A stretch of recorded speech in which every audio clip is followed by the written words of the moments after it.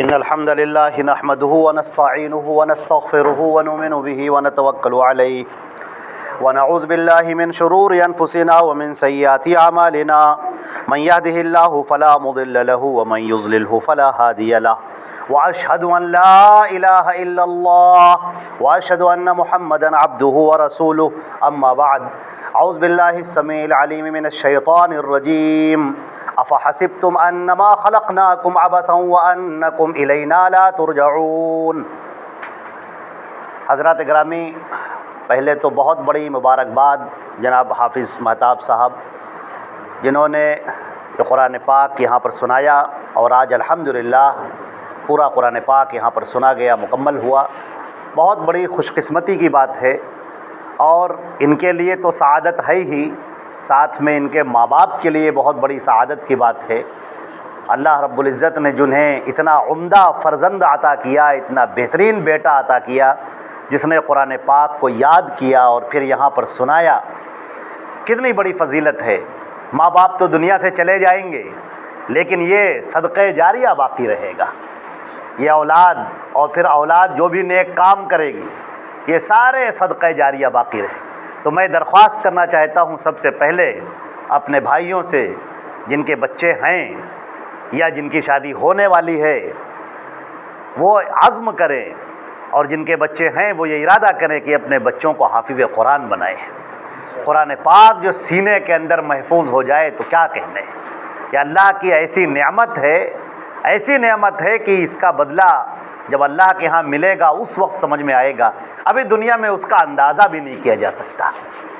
اللہ رب العزت نے قرآن پاک میں فرمایا، افحسبتم انما خلقناکم عبثا، کیا تمہارا خیال ہے کہ ہم نے تم کو جو پیدا کیا ہے وہ ایسے ہی پیدا کیا ہے، بلا کسی مقصد کے پیدا کیا ہے؟ وَأَنَّكُمْ إِلَيْنَا لَا تُرْجَعُونَ، اور کیا تم ہمارے پاس پلٹ کر واپس نہیں آؤ گے؟ یہ تمہارا خیال ہے؟ اللہ تعالیٰ نے فرمایا ذرا غور کر، اپنے آپ پر غور کر کے دیکھو کہ کیا تم کوئی کام ایسا کرتے ہو جو بلا مقصد ہو، اس کے پیچھے کوئی مقصد ہی نہ ہو؟ تو اللہ رب العزت نے جو تمہیں پیدا کیا ہے، تمہاری تخلیق فرمائی ہے، کیا اس کے پیچھے کوئی مقصد نہیں؟ اس آسمان کو دیکھو جو بے ستون کے ہے، سورج کو دیکھو جو آگ سے بھرا ہوا ہے، اور اس کے اوپر کے جو سیارے ہیں، جو پلانٹ ہیں، جو ہماری زمین سے ہزاروں لاکھوں اربوں خربوں گنا بڑے ہیں۔ ہماری زمین جیسے نہ معلوم کتنے لاکھوں سیارے اس کے اندر آ جائیں، لیکن کہیں پر زندگی نہیں، کہیں پر گیسیں ہیں، کہیں پر تیزاب بھی، کہیں پر زندگی نہیں۔ زندگی اس دنیا میں رکھی گئی ہے، پیڑ پودے یہاں پر رکھے گئے ہیں، مخلوقات یہاں پر پیدا کی گئی ہیں، آکسیجن یہاں پر رکھی گئی ہے، تم سانس لیتے ہو بڑے آرام سے اور سانس کو چھوڑتے ہو۔ اوپر سیاروں میں جا کے دیکھو، تم وہاں پر ٹک نہیں سکتے، زندگی گزار نہیں سکتے۔ اللہ نے زندگی یہاں پر رکھی ہے تمہارے لیے۔ تو کیا تمہارا یہ خیال ہے کہ اللہ نے تمہیں ایسے ہی پیدا کر دیا، اس کے پیچھے کوئی مقصد نہیں ہے؟ اللہ تعالیٰ نے فرمایا کہ نہیں، ہم نے یہ پوری دنیا جو پیدا کی ہے وہ انسانوں کے لیے پیدا کی ہے، اور اس انسان کو جو پیدا کیا ہے وہ اپنی عبادت کے لیے پیدا کیا ہے۔ یہ انسان اللہ کی عبادت کرے، اللہ کی معرفت حاصل کرے، اللہ کو جانے، اپنے عقل کا اور اپنے شعور کا استعمال کرے، اور اس کے بعد جو یہ پوری کائنات ہے اس کے اوپر غور کرے۔ اللہ نے فرمایا کہ یہ لوگ اس پر غور نہیں کرتے۔ وفی انفسکم، ہم نے یہ نشانیاں انفس و آفاق میں رکھی ہیں، کیا تم اس پر غور نہیں کرتے؟ تم غور نہیں کرتے کہ اس پوری کائنات کا بنانے والا، چلانے والا کون ہے؟ کون ہے جو اتنے نظام کے تحت سورج کو نکال رہا ہے اور چاند کو نکال رہا ہے، سورج کو نکالتا ہے پھر اسے غروب کرتا ہے ایک متعینہ وقت کے لیے؟ کون ہے جو ان موسموں کو لے کر آتا ہے، موسم بہار کو لے کر آتا ہے، موسم خزاں کو لے کر آتا ہے، موسم سرما کو لے کر آتا ہے، موسم گرما کو لے کر آتا ہے؟ خود اپنے اندر غور کرو کہ اللہ رب العزت نے کیسے تمہیں بنایا ہے۔ اللہ نے فرمایا کہ صورناکم فاحسن صورکم، تمہاری اس نے جو تصویر بنائی ہے، تمہاری جو شکل بنائی ہے، بڑی خوبصورت بنائی ہے، بڑی عمدہ بنائی ہے۔ هو الخالق والباری، وہی اللہ ہے جو پیدا کرنے والا ہے، وہی اللہ ہے جو عدم سے وجود میں لانے والا ہے۔ تم کچھ نہ تھے اور اللہ نے تمہیں انسان بنا کر کھڑا کر دیا۔ تمہیں شعور عطا کیا، عقل عطا کی، دل دیا، دماغ دیا. یہ کس لیے دیا ہے؟ تاکہ تم سوچو، تاکہ تم غور کرو، تاکہ تمہارے ذہن میں یہ سوال آئے کہ مجھے کس نے پیدا کیا ہے اور مرنے کے بعد مجھے کہاں جانا ہے. قرآن پاک کی ایک بڑی پیاری سی آیت ہے، چھوٹی سی آیت ہے. کل بروز قیامت جب سب اللہ کے ہاں کھڑے ہوں گے تو اللہ رب العزت کچھ لوگوں کو نابینا اٹھائیں گے، اندھا اٹھائیں گے. قال رب لما حشرتنی اعمی وقد كنت بصیرا. وہ کہے گا اے میرے پروردگار تو نے مجھے اندھا کیوں اٹھایا ہے، دنیا میں تو میری آنکھیں تھیں. قال، اللہ تعالیٰ فرمائے گا اتتک آیاتنا، تیرے پاس میری نشانیاں آئی تھیں، فنسیتہا، مگر تو نے اس پر کوئی دھیان نہ دیا، بھول گیا. کذالک، بس اسی لیے ہم نے تمہیں آج اندھا اٹھایا ہے. آنکھیں تھیں لیکن تم نے دیکھا نہیں، دماغ تھا لیکن تم نے غور نہ کیا.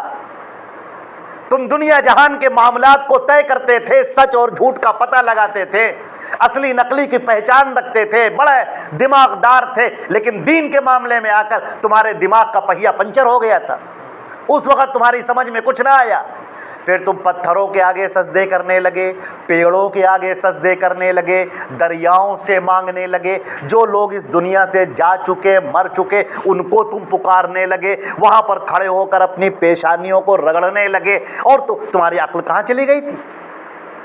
اس وقت تمہیں خیال کیوں نہ آیا کہ مجھے پیدا کرنے والا کون ہے، عقل دینے والا، شعور دینے والا، دل اور دماغ دینے والا، آنکھوں کے اندر بصارت دینے والا، وہ کون ہے، ہم اس کی عبادت کریں. اور جب اللہ نے تمہارے لیے ہدایت نامہ اتار دیا حضرت محمد مصطفیٰ صلی اللہ علیہ وسلم کی شکل میں، قرآن پاک کی شکل میں، احادیث کی شکل میں، یہ پوری شریعت اسلامیہ تمہارے سامنے رکھ دی گئی، پھر تم نے اس سے منہ موڑ لیا اور پھر تم نے کہا کہ نہیں، حسبنا ما وجدنا علیہ آباءنا، ٹھہرو بس ہمارے لیے کافی ہے جو ہمارے باپ دادا سے چلتا چلا آ رہا ہے، ہم اسی کو کرتے رہیں گے. پھر تم نے اپنی عقل کا استعمال کیوں نہ کیا، اپنے شعور کا استعمال کیوں نہ کیا؟ تمہارے سامنے نبی موجود، نبی صلی اللہ علیہ وسلم کی احادیث موجود، وہ تمہیں بلا رہے ہیں، وہ تمہیں پکار رہے ہیں، احادیثیں تمہیں اپنی جانب دعوت دے رہی ہیں، اللہ کی طرف بلا رہی ہیں، مگر پھر بھی تم نے اپنی آنکھوں کو بند کر لیا اور تم ان لوگوں کے چکر میں آ گئے جنہوں نے تم کو اپنی طرف بلایا، جنہوں نے کہا کہ یہ ہمارے بہت بڑے بزرگ ہیں، ان کی پوجا کرو، یہ مصیبتوں کو حل کرتے ہیں، یہ مشکل کشائی کرتے ہیں، یہ پریشانیوں کو دور کرتے ہیں، اور ان کی عبادت کرو. اور تم ادھر چل دیے اور اللہ تمہیں اپنی جانب بلا رہا ہے، اس کی طرف تم نے کوئی دھیان نہ دیا. یہ تمہارے عقل کا امتحان. اللہ تعالیٰ فرماتا ہے کیا تمہارا خیال ہے انما خلقناکم عبثا، ہم نے تم کو ایسے ہی پیدا کر دیا ہے؟ یہ ہم نے تم کو جو طاقتیں دی ہیں، جو صلاحیتیں دی ہیں، کیا ان صلاحیتوں کا امتحان نہیں ہے؟ یہ تمہاری زندگی امتحان کی زندگی ہے، ہر وقت تمہارا امتحان میں ہے. تمہاری آنکھوں کا امتحان کہ یہ آنکھیں کیا دیکھ رہی ہیں، جن باتوں سے منع کیا گیا ہے وہ دیکھ رہی ہیں، یا جن باتوں کا حکم دیا گیا ہے وہ دیکھ رہی ہیں. ان کانوں کا امتحان، یہ کان کیا سن رہے ہیں، وہ سن رہے ہیں جو اللہ نے اجازت دی ہے، یا وہ سن رہے ہیں جن سے اللہ نے منع کیا ہے. تمہارے ہاتھوں کا امتحان، یہ ہاتھ کیا کر رہے ہیں، کیسے عمل کر رہے ہیں. پیروں کا امتحان، کہاں جا رہے ہیں، کیسے چل رہے ہیں، کدھر جا رہے ہیں. تمہاری کمائی کا امتحان، کہاں سے کما رہے ہو، حلال کما رہے ہو یا حرام کما رہے ہو. تمہاری زبان کا امتحان، یہ زبان کیا بول رہی ہے، کیسے بول رہی ہے، حق بول رہی ہے یا باطل بول رہی ہے، سچ بول رہی ہے یا جھوٹ بول رہی ہے، اچھی باتیں پیش کر رہی ہے یا زبان سے گالیاں دے رہی ہے، انگارے برسا رہی ہے. تمہارے پورے کردار کا امتحان، صبح بھی امتحان اور شام بھی امتحان، تمہارے سوتے وقت بھی امتحان اور تمہارے جاگتے وقت بھی امتحان. کس کا نام لے کر سوئے، کیا کرتے ہوئے سوئے، جب اٹھے تب کیا کیا، بیدار ہونے کے بعد کیا کیا. یہ ہماری پوری زندگی ہماری امتحان کی ہے. اور وَمَا يَلْفِظُ مِنْ قَوْلٍ إِلَّا لَدَيْهِ رَقِيبٌ عَتِيدٌ، انسان جو بھی اپنی زبان سے نکال رہا ہے یا جو بھی عمل کر رہا ہے وہ نوٹ کیا جا رہا ہے۔ اور جب کل قیامت کا دن ہوگا اور انسان اللہ کے سامنے کھڑا کر دیا جائے گا، اس وقت نام اعمال تولا جائے گا۔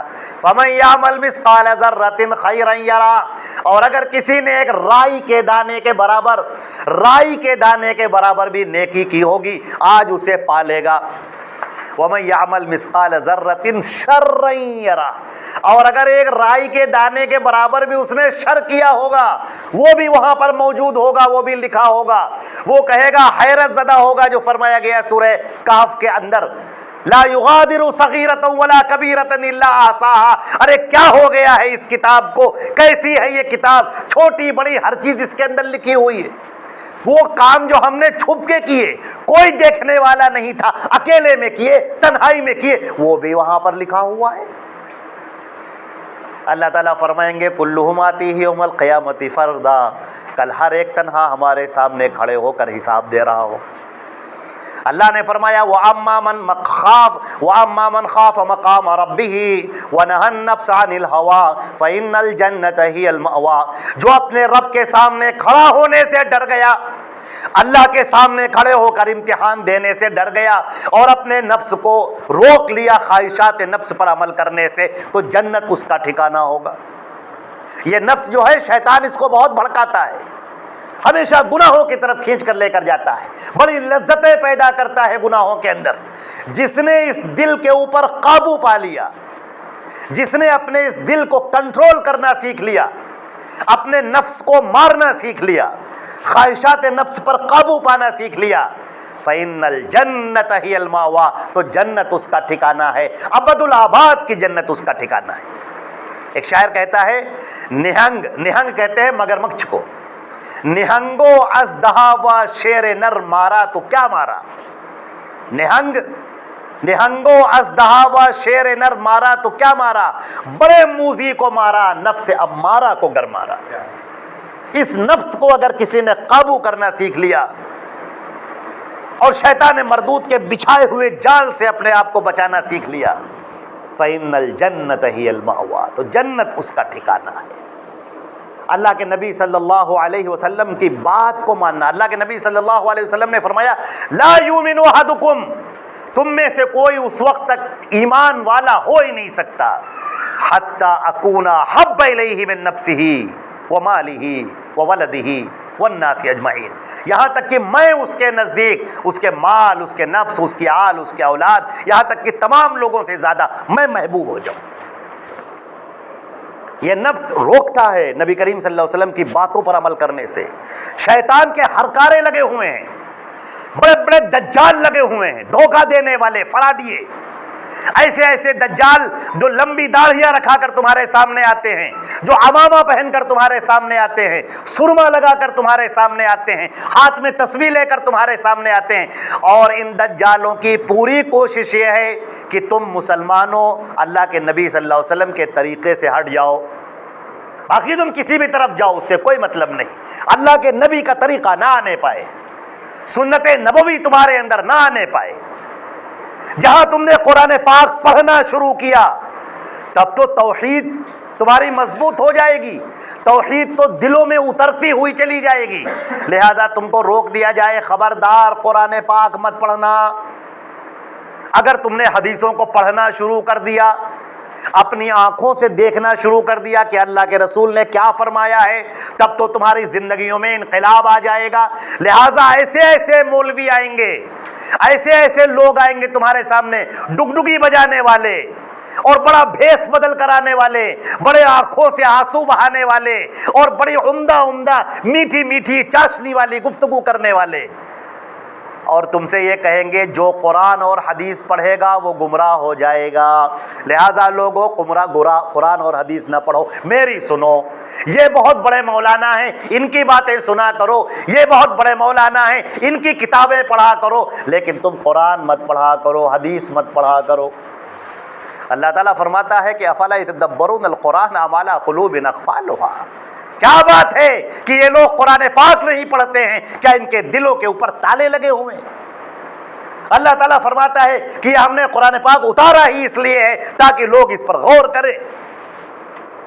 اللہ کے نبی صلی اللہ علیہ وسلم کی پیاری پیاری باتیں، پیاری پیاری احادیث آپ کے سامنے جو بیٹھے ہوئے ہوتے تھے، کوئی مزدور ہے، کوئی کھیتوں میں کام کرنے والا ہے، کوئی کھجوروں کا درخت لگانے والا ہے، کوئی تجارت کرنے والا ہے، کوئی گھوڑوں کی تجارت کرنے والا ہے، کوئی اونٹوں کی تجارت کرنے والا ہے، کوئی باغبانی کرنے والا ہے، سیدھے سادے لوگ۔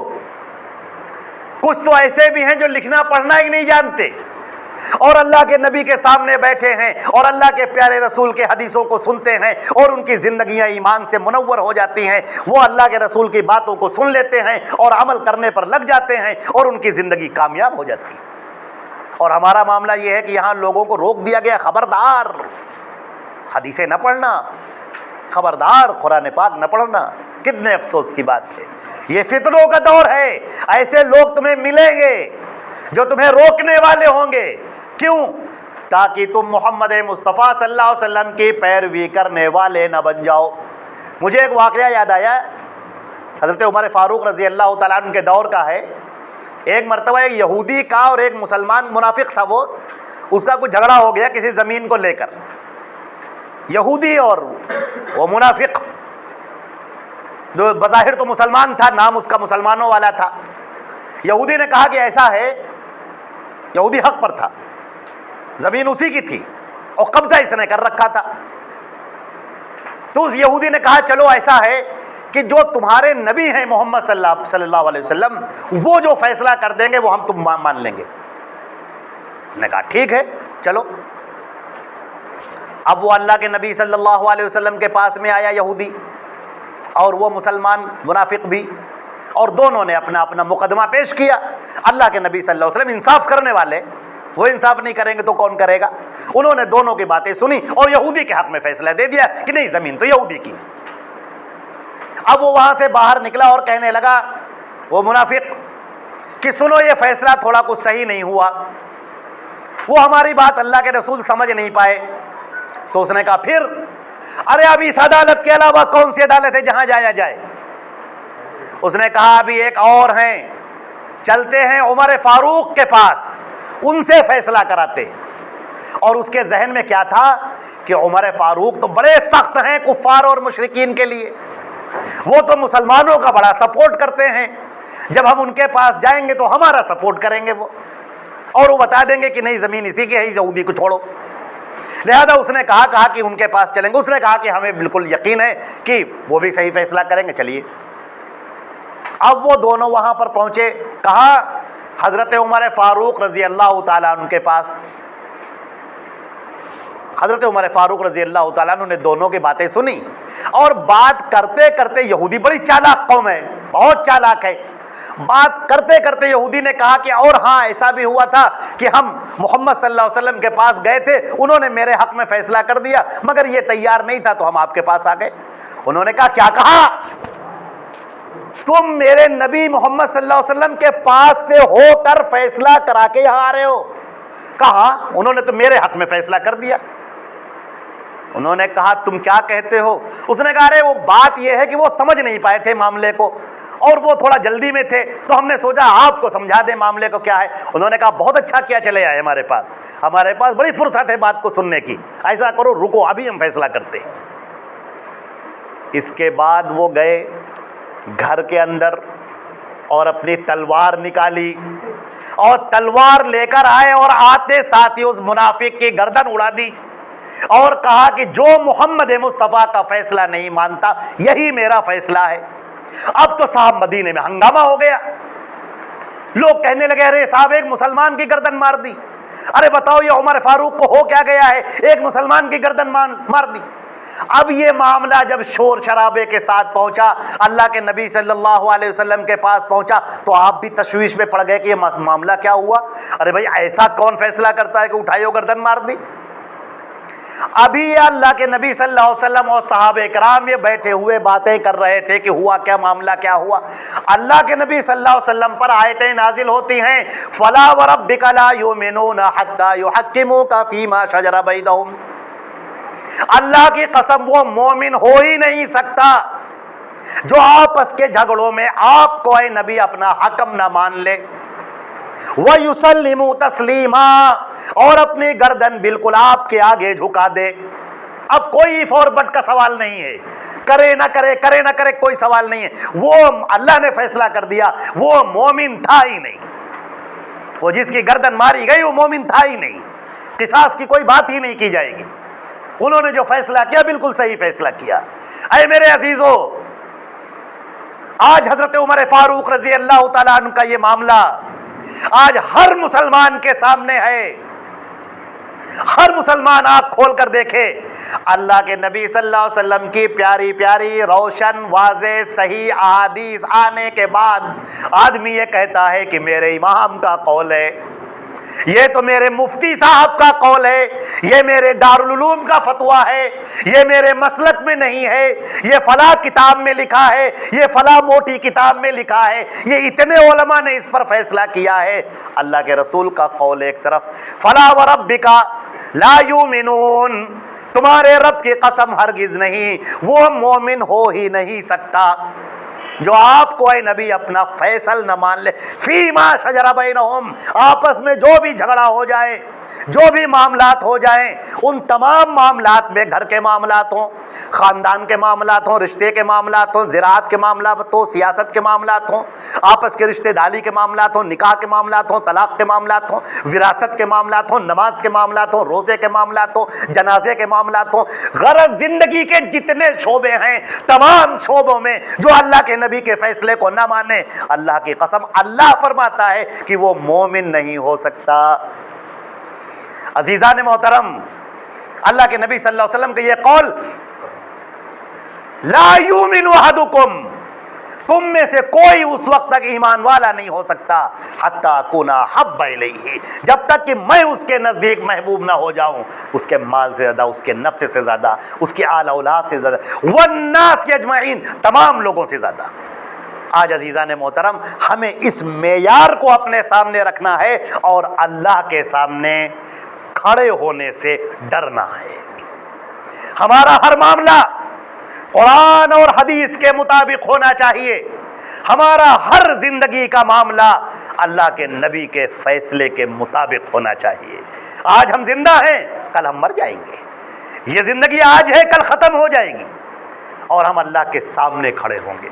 اور جیسا اللہ نے کہا، تنہا آدمی اللہ کے سامنے کھڑا ہوگا، تنہا آئے گا، اور اس وقت وہ لوگ جو فلاں اور فلاں اور فلاں کے قول پر عمل کر کے گئے، فلاں اور فلاں اور فلاں پیر کو مان کر گئے، فلاں اور فلاں امام کو تسلیم کر کے گئے، کل جب وہاں پر کھڑے ہوں گے اللہ کے سامنے، تو قرآن پاک نے اس کا ذکر کیا ہے، یوم یعض الظالم علی یدیہ، جس روز ظالم اپنے ہاتھوں کو چبائے گا، یقول، اور یہ کہے گا، یا لیتنی، اے کاش، اتخذت مع الرسول سبیلا، کاش کہ میں نے رسول کا طریقہ اختیار کیا ہوتا، یا ویلتا، ہائے افسوس، یا لیتنی، اے کاش، لم اتخذ فلانا خلیلا، کاش کہ میں نے فلاں کو اپنا دوست نہ بنایا ہوتا۔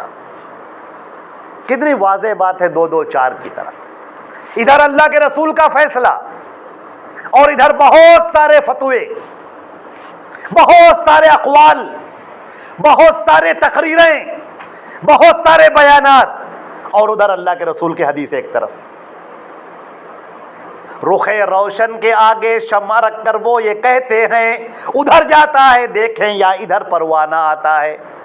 ایک طرف اللہ کے رسول کے پیاری پیاری حدیث آپ کو اپنی طرف بلا رہی ہیں، اور ایک طرف بہت سارے لوگوں کے اقوال، باتیں، فتوے، واعظ، نصیحات، مسائل، بیانات، اور لمبی لمبی تک بندی کی تقریریں بہت زیادہ، وہ سب کسی اور کی طرف بلانے والے، اور اللہ کے رسول کی حدیث ہے اللہ اور اس کے رسول کی طرف بلانے والی۔